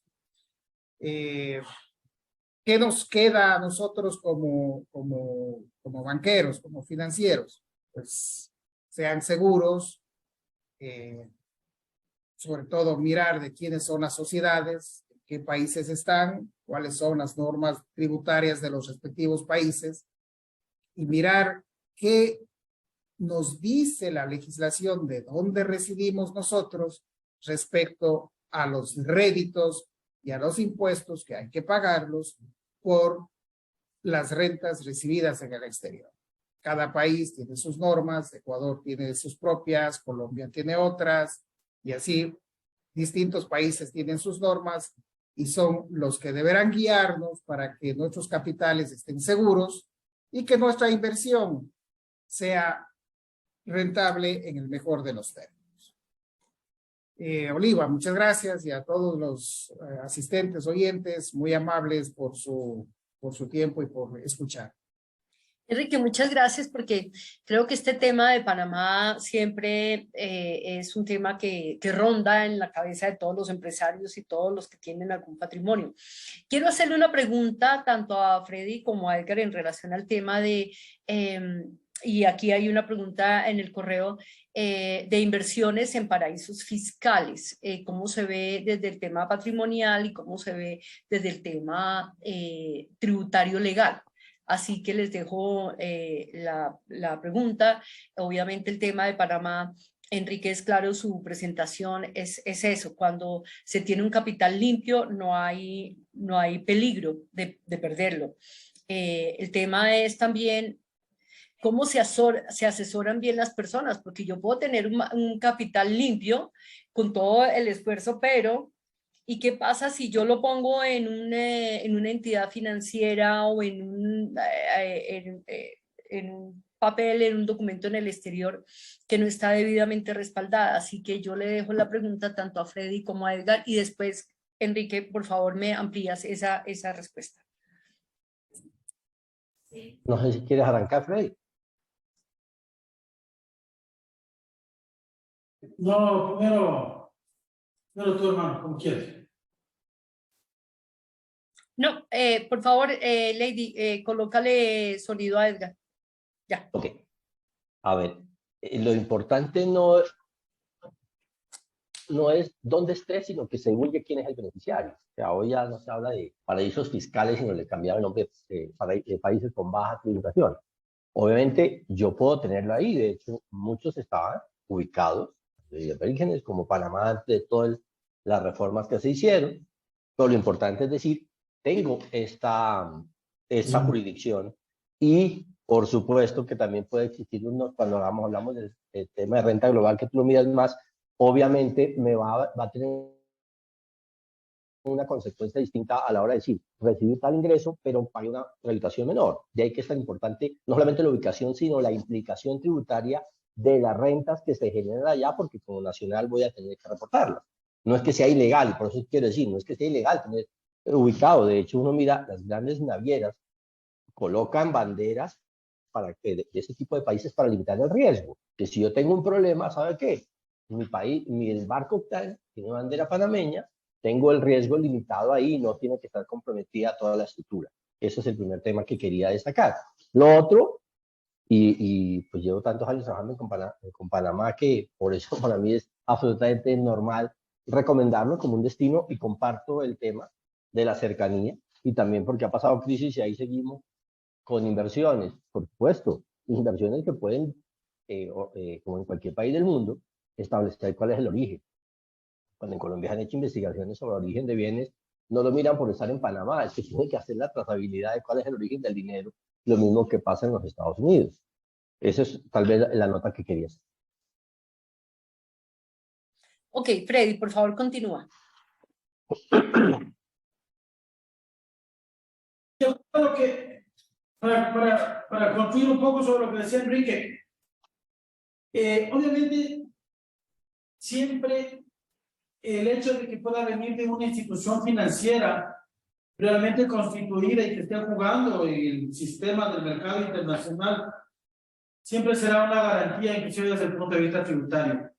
Lastimosamente para Ecuador, a pesar de que Panamá ha firmado los acuerdos con los Estados Unidos e inclusive con OCDE, lastimosamente Panamá para Ecuador todavía sigue considerado dentro de la lista, tanto para Ecuador como para México, sigue considerado dentro de la lista de países de menor imposición, o en realidad para Ecuador como un paraíso fiscal. ¿Qué significa esto para el Ecuador? Porque no todo es que no hay cómo transaccionar con nada. ¿Cuáles son las transacciones que sí son válidas desde la perspectiva panameña? Es que una compañía ecuatoriana acceda a una obligación con un banco o una entidad financiera que esté dentro del mercado financiero internacional, es decir, no sé, no se me ocurre algo, no sé qué banco nomás haya, bueno, hay todos los bancos en Panamá, pero BBVA, no sé, cualquiera de estos bancos que realmente sean bancos internacionales y que jueguen dentro del mercado internacional. Si mañana yo, como compañía en el Ecuador, quiero traer un crédito desde una compañía financiera en Panamá que se llame Freddy Ceballos Investments y que únicamente juegue o trabaje conmigo y que no está catalogado dentro del esquema financiero internacional, esa transacción no es considerada como una transacción en plena competencia y por ende tiene gravámenes adicionales en el Ecuador. Pero insisto, si es que el Ecuador toma un crédito en Panamá con una entidad que esté dentro del sistema financiero nacional y lo registra en el Banco Central del Ecuador, y la tasa que sí la va a hacer, la tasa que me cobra la gente de Panamá es menor que la tasa referencial del Banco Central, para el Ecuador, los intereses que paguemos de esa entidad en el exterior son deducibles. El momento que yo hago el pago del capital y del interés hacia Panamá no tiene gravamen de retención del 4% de salida de divisas. Es decir, sería una transacción en completa competencia como si la haría con los Estados Unidos, con Europa o con cualquier otra jurisdicción, como bien lo decía Enrique. Pero nuevamente partimos del hecho de que la ley lo que sí me impide es que yo, para ser puntual, lo que sí me impide es que yo quiera engañar trayendo mi propio dinero bajo un esquema de un sistema financiero inexistente, ya sea este, donde sea, y lastimosamente con peor razón en el tema de Panamá. Ahora, si es que yo recibo un ingreso producto de un servicio que le prestó el Ecuador hacia Panamá, Panamá me paga, yo recibo ese ingreso en el Ecuador y no tiene gravamen adicional más que la tasa de impuesto de la renta al final del año.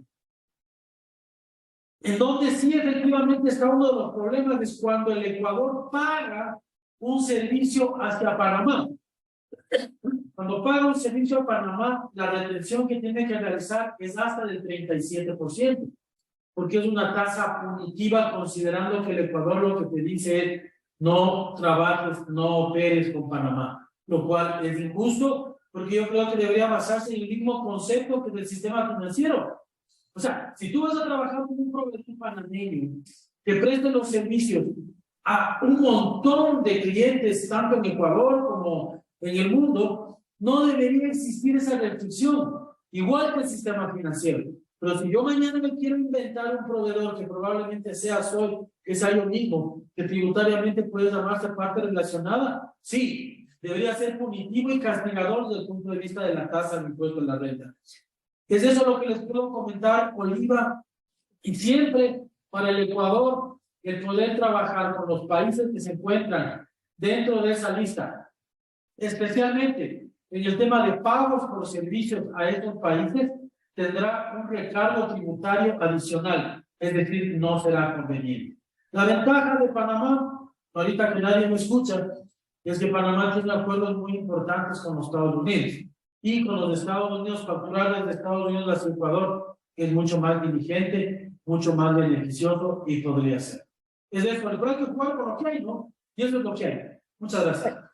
Enrique, ¿quieres complementar? Tengo un par de preguntas adicionales, pero querías complementar este tema de inversiones en Panamá. Después le doy la palabra a Edgar. Gracias, Oliva. Pues sí, en realidad lo que dice Freddy es correcto, tiene toda la razón. Más sin embargo, aquí una reflexión para el país de Ecuador. Si tú desde Ecuador pagas una factura a un panameño por servicios profesionales, le retienes del 30%. Impuesto a la renta, correcto. Pero si yo, panameño, voy aquí a mi vecino país de Costa Rica, abro una cuenta corriente de Costa Rica, doy los servicios desde Panamá y le digo, Freddy, no me pague a Panamá, págueme a Costa Rica, ahí tengo una cuenta en el Banco Nacional de Costa Rica. Pues ya no existe la retención. El mundo está tan globalizado y las acciones económicas se han vuelto tan sin frontera que lo que estamos haciendo con una normativa punitiva en los respectivos países es perder las oportunidades de desarrollo mancomunado de las personas, de las empresas y de los países. No porque yo imponga una tasa de salida de capitales en el Ecuador, los capitales dejaron de salir. Al contrario, salieron cuanto más rápido mejor. Debemos tener una claridad objetiva un poquito más amplia y nosotros ser portadores de los mensajes a nuestros políticos de que la calentura no está en las sábanas. Los problemas de los impuestos no están en la mala facturación, están en la evasión. Y sabemos quiénes son los evasores.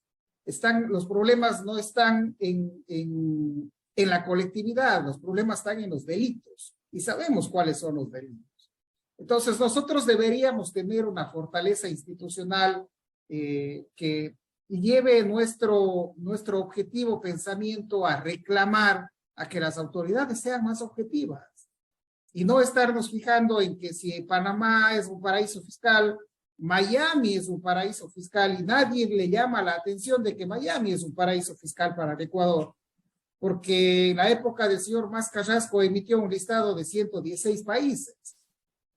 Y está Miami, está Delaware, y está Suiza, está Panamá, está Nicaragua, no estaba Uruguay, no estaba Venezuela, curiosamente, porque fue un listado hecho a dedo.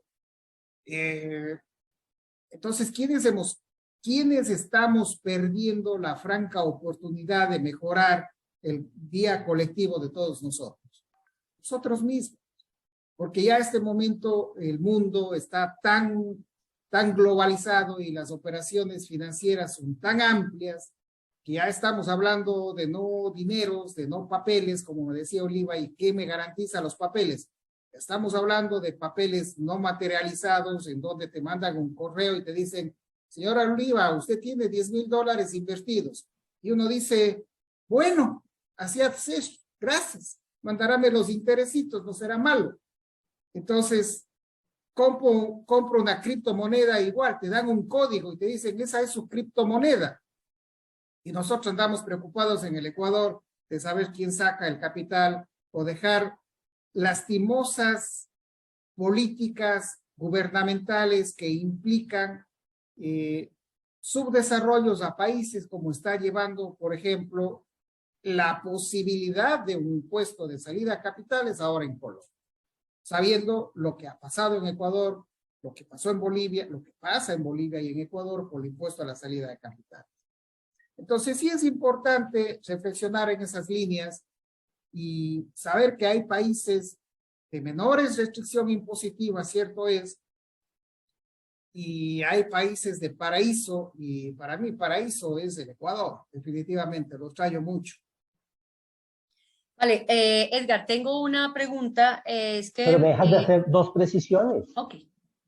Ok, la primera es que obviamente cuando utilizamos Panamá para invertir, no lo hacemos para tener apariencia y hacer negocios allá contra los intereses que podamos tener en Colombia. No, no. De hecho, hay una palabra bien importante que hay que tener que se llama sustancia. Es que haya realidad. No algo que hacía muchos años que se llamaba la domiciliación. Y era que yo tenía una firma de abogados en Panamá que me ponía un letrerito y me contestaban y yo podía hacer mi negocio de allá. Esa época hace 30 años y así ahora no le cabe. Ahora la DIAN le puede decir, oiga, interesante negocios en Panamá, perfecto. Vamos mañana y conocemos. Y si yo no tengo nada, pues es una mentira. Primer tema. Entonces, que la realidad del negocio se haga. Segundo, que me parece Ecuador está en mora de hacerlo y creo que va para allá. Estamos en mora de que entre a lo mismo porque Panamá es una excelente plataforma de negocios mientras sea real, por supuesto, y se esté haciendo. Y obviamente el momento en que sacaban la famosa lista lo veía más a un tema político que a un tema de realidad. O sea, no solamente hubiera colocado Delaware, sino habría puesto otro poco de jurisdicciones que utilizamos de forma constante en los Estados Unidos para hacer protección patrimonial. Y uno importante, también si yo tengo compañías en Panamá, para hacer mis negocios, pilas, que si la sede efectiva de administración está en Colombia, pues el gobierno colombiano le va a decir, eso no es una compañía panameña, es una compañía colombiana. Ustedes hacen las juntas acá, los administradores viven en Colombia. Entonces hay que no solamente ser, sino parecer que el negocio que se haga sea real, no es de fachada, porque no queremos que va a quedar esa idea en el aire. Listo. Perdón por la aclaración. Vale.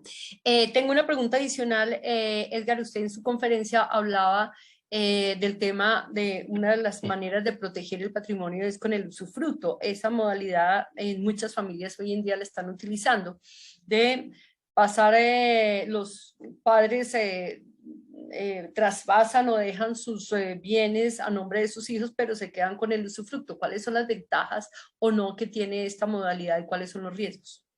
Esa se hace de temas puntuales, o sea, es más, si yo quiero pasarle un bien a mi hijo, obviamente antes hacía la famosa escritura de confianza. Es decir, yo le vendo, pero de verdad no le vendí. ¿Verdad? Si ya hay sociedad conyugal, digo, padre, porque usted no sabe si se divorcia y mañana se lleva aquí a su casa, ahora le toca el 50% a la ex-nuera. Pero lo que se hace, y a mí me gusta, yo puedo transmitir lo que es el uso y básicamente la titularidad del bien inmueble en cabeza de mis hijos, pero conservo y mientras yo viva y mi cónyuge viva, solamente yo puedo usar y disfrutar ese bien. Es decir, yo puedo estar ahí, lo puedo arrendar y llega mañana mi hijo con la escritura, entra, digo, usted no entra aquí, ¿pero por qué? Porque usted figura como dueño, pero el uso del usufructo lo tengo yo y es la forma en que se parte la propiedad y obviamente también tiene efectos tributarios que también se utilizan, pero es una manera de asegurar y evitar sucesiones. O sea, la recomiendas como una manera... Para temas puntuales, pero no es como que le voy a entregar usufructo toda mi compañía a mis hijos, no. No creo que quede esa idea. Son por temas puntuales. Otra por pregunta supuesto, que hay... También si, por ejemplo... Perdón, sí. Que, por ejemplo, yo no puedo decir ahora voy a donarle a mis hijos todos los bienes y mañana que muera le dicen a mis demás hijos, sorpresa, tras de huérfanos desheredados porque el papá le entregó todos los bienes al hijo favorito. No, no es cierto. Eso no se puede. Hay unos límites de orden público que no se pueden desconocer, ¿ya? Ya.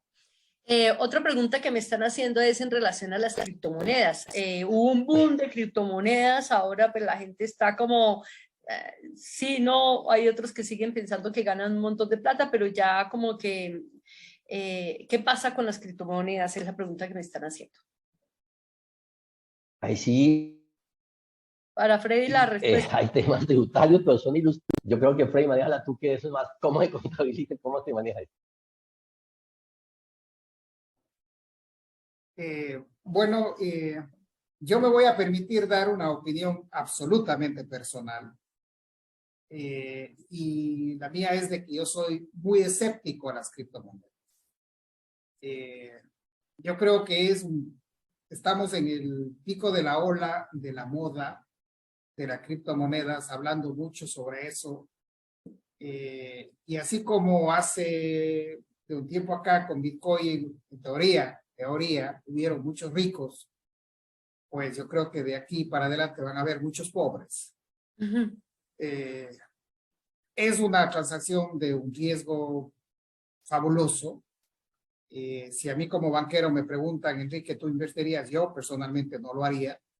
Prefiero el contante y sonante, y realmente no entraría en un mercado tan especulativo como es la criptomoneda. No existe una legislación pura, es absolutamente internacional, es totalmente desmaterializada, no tienen respaldo, salvo unas que otras que ahora están haciendo la emisión de cripto bajo un time depósito en un banco colateral, lo cual sí le daría respaldo, pero estamos por verlos. Pero mi opinión, como digo, muy personal, muy propia, muy escéptico, y yo no invertiría y no estaría en ese mundo. No estoy, de hecho, en ese mundo, y tampoco mis negocios o mis recomendados tienen un favoritismo o una expresión de valor de mi parte, salvo lo que este momento estoy compartiendo con ustedes.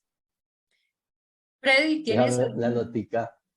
una opinión sobre el tema de las criptomonedas? Dime, Edgar. Cuando hablan de esto, me acuerdo porque te acuerdas de los famosos pintores de Apple, que cuando ellos arrancaron, hubo gente a la cual no les podían pagar en la pintada del edificio, de las instalaciones. Y ellos aceptaron acciones de Apple. Eso suele pasar también, que obviamente nadie se imaginaba que era un buen negocio haber recibido a cambio de pintar la sede, recibir temas de acciones de Apple. En cripto está gestándose, pero yo lo siento, y por el tema de legislación también, que hacia allá va, porque facilita el comercio.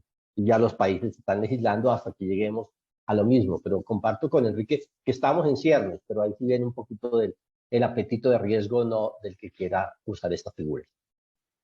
Freddy. A ver, de todas maneras, te digo porque creo que por un tema hasta de obligación me he visto en la necesidad de poder revisar en mayor detalle el concepto de criptomoneda, que debo partir diciendo que no es mi onda.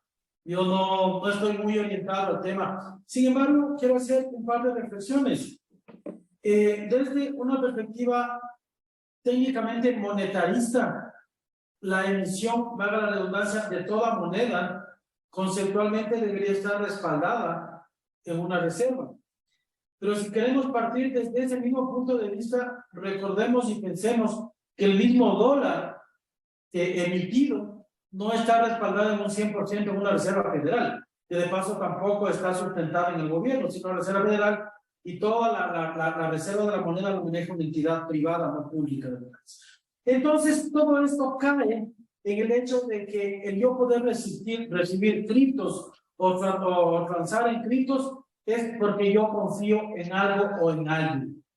Sin embargo, nuevamente insisto, yo para mí, muy de la mano con lo que decía Enrique, es algo tan abstracto, es algo que está tan, no sé en dónde exactamente está, que yo particularmente no lo haría. Y si es que alguien me diría, oye, sabes que tengo un par de dólares, un par de euros por ahí que quiero ver cómo juegan, y eso mañana, como toda inversión banal o toda inversión adicional, si eso mañana no te complica que se desaparezca, no, de pronto algo, ¿no? De pronto algo. Pero si tú vas a meter en criptomonedas, lo que bien decía Enrique, que me gustó mucho, No existen patrimonios altos ni bajos, existen patrimonios. Y eso fue lo que nos ha costado hacerlos. Entonces, que tú mañana estás, I don't know, estás en otra onda y vas a invertir eso en criptomonedas, quiero decirte varias cosas, que te respeto, pero debes tener muchos nervios para saber lo que estás haciendo. Yo no lo haría. Sin querer pensar en lo que pueda suceder en el futuro. Y además, yo, para serte honesto, también tengo un antecedente no bueno de por qué nacieron las criptomonedas. Y sí está un poco relacionado desde mi punto de vista de money laundering y de algunas cosas adicionales. O sea, yo sigo sin ver, estando de la mano. No es edad, porque no es percepción, es a lo mejor tener la seguridad de que esto a lo mejor en el tiempo vaya evolucionando. Pero para mí, ahora, no es una opción. ¿Quién sabe mañana? Quizá para mis nietos, quién sabe para los de ustedes, quizá no sé. Va, hoy no. Enrique, tienes la mano levantada. Gracias, Oliva. Una acotación, Freddy, cierto es, las criptomonedas están emitidas sin un respaldo, sin un patrimonio, comillas muy similares a las monedas de muchos países. El dólar dicen que no tiene respaldo de emisión, pero las monedas de los países están respaldadas por los estados democráticos y los estados no quiebran. Entonces, tendremos moneda para rato respaldada con la economía de un país o con la potencialidad de un país, aunque monetariamente no tengan su valor o su contravalor de respaldo en un banco central. Caso de muchos países, Venezuela, uno de ellos, por ejemplo. Ecuador, recordemos, hace 20 años nos ocurría lo mismo. Pero la ventaja es que los estados no quiebran, y ahí la gran diferencia a emitir una cripto de un señor NN que se le ocurrió frente a una moneda de un país democrático. Bueno, muy bien, Enrique. Una pregunta, no sé quién me la pueda contestar, pero dice básicamente que en Colombia, con la subida del dólar a 5.000 pesos por dólar, realmente ahí significa una pérdida de patrimonio para muchas personas. Si estoy pensando en invertir en un inmueble en Miami, ¿cuáles son las opciones y qué posibilidades hay de que vuelva a haber un boom de lo que sucedió en el año 96 con la propiedad en Estados Unidos, con el famoso Fannie Mae? ¿Qué riesgo hay en esa inversión? Si me permite, Enrique, gracias, Edgar, si me permite, Oliva, la inversión en activos mobiliarios, en real estate, que conocemos todos, definitivamente siempre será bueno. Tanto en cuanto miremos la perspectiva del porqué de la inversión en un activo fijo. Muchos colombianos dijeron, voy a comprar un departamento en Panamá, en la playa de Coronado, porque está bonito. Perfecto, lo compraron. Pero ahí lo tienen botado. ¿Sí? Entonces, ¿qué pasó con su patrimonio? Está deteriorándose. Entonces, cuando uno hace una inversión en un activo fijo, hay que saber que ese activo fijo más nos cuesta que nos renta. A la final nos engañan muchas de las veces, dicen, no, tú arriendas en $1,000 al mes menos los gastos, te queda a ti $600 mensuales. Y resulta que tú no llegas a arrendar el departamento ni en $200 al mes y te cuesta pagar el mantenimiento, la renta, la seguridad, la luz, el gas, y te gastas en el viaje para saber que vas a Miami, que te han roto el espejo, que ya se cambió la cerradura, que te han robado el sanitario, que se han ido llevando las llaves, y te metes en un gran problema. Cuando una persona decide hacer una inversión en un activo fijo fuera de su localidad, llámese Bogotá, usted está en Bogotá y compra una casa en Santander, es un gran problema ir a ver, o mi casa de playa en Cartagena, es un serio problema ir a ver cómo está mi casa, no se diga estar en Miami, o en Panamá, o en Europa. Entonces, tanto en cuanto yo pueda lograr una administración de ese activo fijo que no se deteriore, que ese activo fijo sirva como respaldo sólido para saber que algún día lo vuelvo a poder vender, está bien, pero no veamos que un activo fijo, caso concretamente, comprar una casa, un departamento fuera de mi residencia natural, pueda ser un gran negocio por el momento, al menos como está el mercado inmobiliario en muchos países después de pandemia. La oferta es enorme de inmobiliario, muy grande. En Panamá hay una oferta enorme de casas, departamentos, oficinas, casas de playa, lo que usted quiera, a precios que han bajado en los últimos 2 años, probablemente yo diría entre un 12 a un 15%. Yo personalmente diría, no, hombre, ponga su plata en un banco, un depósito a plazo fijo al 7% y duerma en paz y quédese tranquilo. Ok. ¿Alguna observación al respecto, Edgar? Freddy. Decía un cliente que compró en Miami muchos años que los 2 momentos más felices de su apartamento fue cuando lo compró y el segundo cuando lo vendió. Porque precisamente lo que está diciendo Enrique, es muy complicado uno desde aquí manejar cada cosa, si no es el negocio principal, es complicado. Ok. Son las 11:15. Damos por terminado nuestro webinar de protección al patrimonio familiar. Este es un tema que de las presentaciones de hoy de Edgar y de Freddy, la verdad nos queda como un espacio muy grande para profundizar en muchos otros temas que lo haremos el año entrante. Creo que este es un tema que es de mucho interés para las personas en general, de cómo proteger su patrimonio familiar y cuáles son sus mejores opciones. Gracias por darnos esa perspectiva, Freddy, Enrique y Edgar, de lo hablado hoy.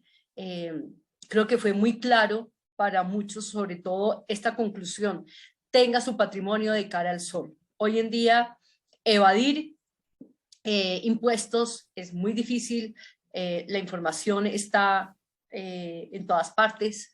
Nuestras entidades de control pues, lo conocen, así que declararlo es mejor que tener el riesgo de pagar multas absurdas. Ahí vemos el caso de Shakira y de tantos super artistas que trataban de esconder uno que otro dolarito y pues se metieron en problemas complicados. Y aquí hay un tema fundamental y es un tema reputacional también para las empresas de familia, que ese es un activo muy importante a tener en cuenta. Así que mil gracias a todos y disculpen de nuevo por esta inferencia que tuvimos en nuestro webinar, pero bueno, son las cosas hoy en día, la tecnología ha pasado en más de una ocasión. Así que Edgar, muchas gracias, Freddy, muchas gracias, Enrique, muchas gracias y a todos los asistentes. Muchas gracias. Les enviaremos la presentación de cada uno de ustedes y los contactos de cada uno de ustedes, de los conferencistas, si no lo permiten, por si acaso alguno de los asistentes quiere profundizar en estos temas o quiere de verdad tener una buena asesoría de cómo manejar mejor su patrimonio y cómo proteger su patrimonio en épocas de crisis. Pero ojo, estamos en épocas de crisis, está todo el mundo en una época de crisis, pero no salgamos a despachar y a tener miedo y a vender y realizar nuestro patrimonio y quedarnos con un efectivo que de pronto mal colocado nos lleve a la pobreza. Hay que tener... Yo les agradezco mucho también a todos, sin dejar de reiterar, hacer buenas inversiones, hay que pagar impuestos y creer en el país. Eso es lo que principalmente debemos hacer como empresarios.